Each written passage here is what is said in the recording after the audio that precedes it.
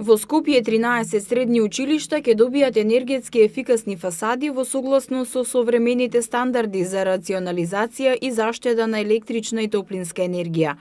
Градоначалникот на град Скопје Петре Шилегов истакна дека реконструкцијата на постојните фасади на училиштата е во тек и се одвива во рамки на програмата за енергетска ефикасност на градските установи 2018-2020 и акцискиот план кој ги изготви град Скопје на почетокот на годинава. Покрај фасадите почна и реконструкцијата на покривите и надворешната столарија во училиштата каде е потребно. Градоначалникот Шилегов денеска беше во посета на средното училиште на град Скопје Јосип Броз Тито, каде во моментот се работи на довршување на работните активности.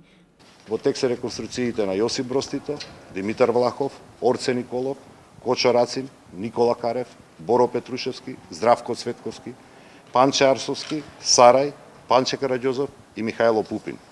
Поставувањето на енергетски ефикасни фасади во сите средни училишта подразбира огромни заштеди на енергија, а со тоа и значително помали трошоци. Најважно од се подразбира и значително намалување на аерозагадувањето. Градоначалникот Шилегов додаде дека деновиве градежни активности ќе почнати во средните училишта Марија Кири Склодовска и Цветан Димов. Овие училишта ќе добијат целосно нови фасади. Висината на вкупните средства за оваа намена изнесува речиси 60 милиони денари за вкупно 19 училишта кои ќе добијат енергетско ефикасни фасади, санација на покриви, надворешна столарија, подови, електрика и грејење.